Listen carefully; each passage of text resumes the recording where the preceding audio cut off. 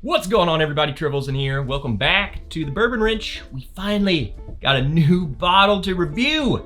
Old Fitzgerald Bottled and Bond 7-year-old bourbon whiskey. I've been super excited to get my hands on this. Joe Thompson found me one. Freaking love you, Joe. I've always been a huge fanboy of the Old Fitz decanter bottle. Let's face it, probably one of, if not the best glass bottle in the bourbon market. Let me know what you think. That's number one for me, easily. And then for them to come out with a 7-year version that is $60, sign me up.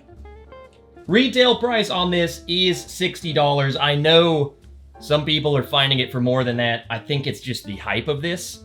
The fact that, you know, it's a more approachable, easier to find thing than the decanter bottle, while still being pretty decanter-y. You know, they kept the neck, but I don't know. Let's see what we think of it first before telling you if you should be spending extra money for it.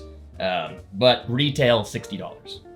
7-year age dated. It is a wheated bourbon mash bill, just like its older decanter brother. 100 proof. Let's get into it. Ooh, that was nice. Not as cool of a cork, I will give it that, but you know, come on. That decanter bottle probably is adding a lot of price to the bottle, so I'm cool with these boring old wood cork. I mean, it is nice. I mean, you think about it, like the decanter bottle's easily, like that's sick. Come on. Amazing. Adding that touch to it, I like it. They did pretty good. It's probably a lot more economical to mass produce this. This was a fresh crack. I have not smelled it, tasted it, anything. So we're gonna find out together what I think of it. So let's smell this sucker.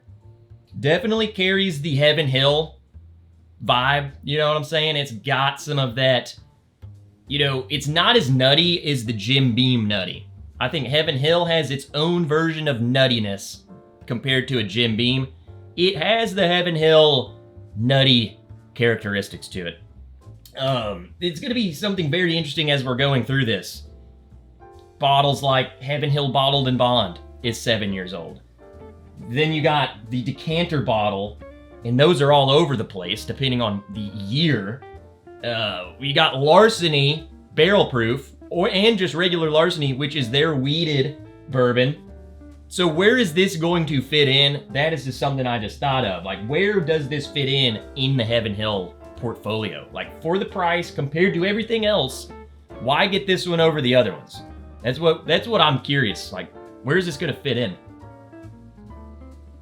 But it does have a wonderful, I don't want to say doughy, you know, wheated bourbons to me typically have some sort of yeasty bread characteristic to it.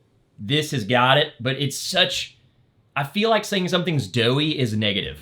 Like, that just sounds negative. I'm not meaning that negative. Walk into a bakery that is right in the morning and all of the bread is fresh. That's what I'm talking about. It just smells like heaven. Nice toasted cinnamon. It's like some sort of cinnamon breakfast bread. Freaking love it. I might drink this for breakfast, you know? All right, let's try it. This is pretty promising on the nose. I'm enjoying it so far. Okay. I mean, this is my first pour of bourbon for the day, but it is kind of, the mouth feels great. That's what I'm trying to get at is, I feel it on my tongue. For being a wheated bourbon, typically they're softer, smoother. You know, it's not as much of not as aggressive. It's only 100 proof. I say only 100 proof, but I think that's a good proof range. It's a good, easy sipping pour, and yet it still feels like I'm getting something good, you know? It does have quite a bit of sweetness to it. Normally wheated bourbons to me are usually sweeter anyway, but I'm getting I'm getting your bourbon notes. You're getting the oak and the char and cinnamon and nutmeg on top of a sweet bread, okay? Even some red fruit, maybe dried red fruits, dried cranberry. Man, going back to the nose too. That nose is really dang good. It just like gets better and better as it sits. The color, I don't know if it shows up well on the camera.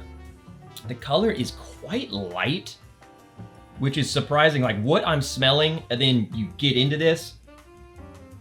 I think there's more fruity notes coming out of this, like almost more like candied orange, honeysuckle, like more of like a stone fruity stuff. So peach and apricot. It's more in that realm. You freaking know what this is. You know I love doing comparisons to food, but I don't know what it is about apricot over in Italy, but they have these breakfast croissant things and they fill it with like a apricot jam, like a preservative filled right here. This, I think it's a great pour. You know, I don't gotta say much about it. It's sweet. You're getting this. It's so easy to drink. It's approachable because it is a wheated bourbon. I think that's a perfect proof point. I just love the 100 proof point.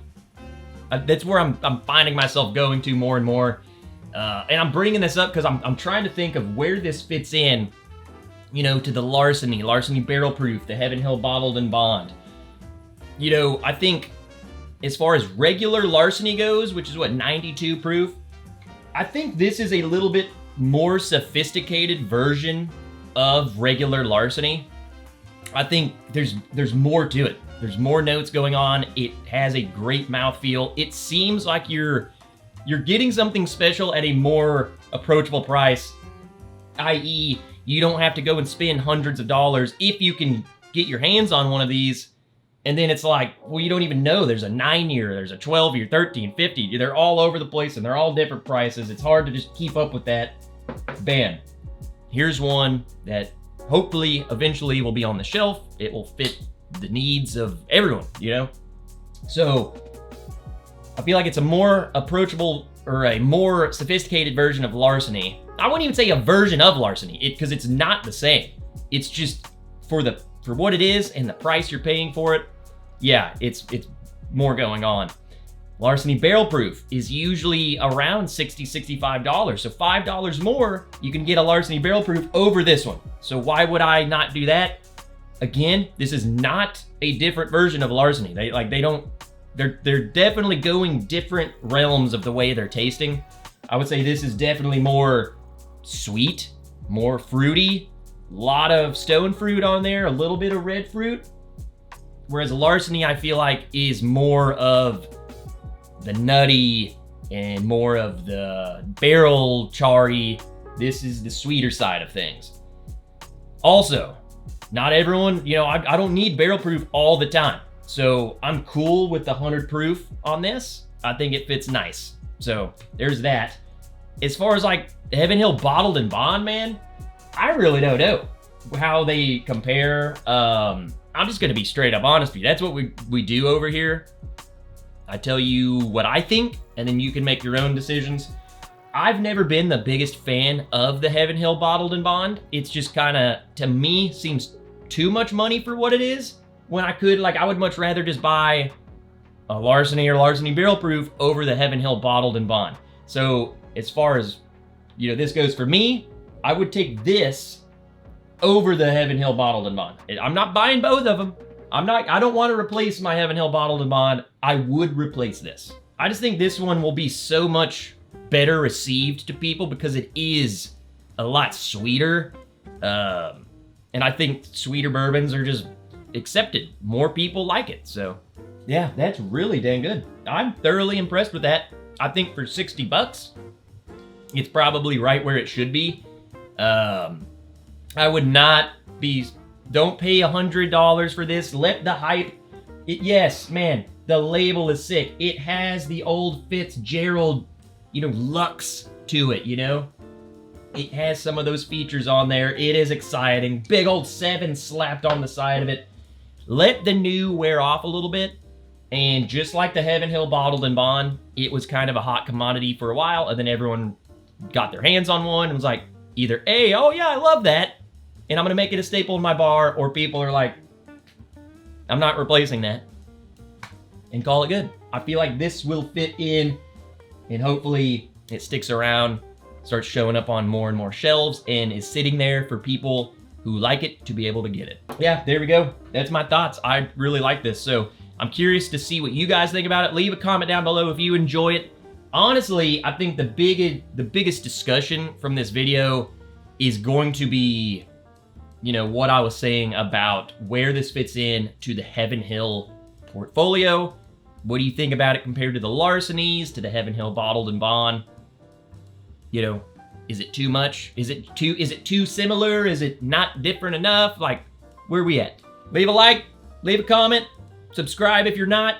Check out the links. Go check out the Bourbon Wrench Patreon. We got a lot of barrel picks coming to you guys. Some really cool stuff. You do not want to miss out on these. And until next time, I'm Trivels, and I will see you guys in the next video.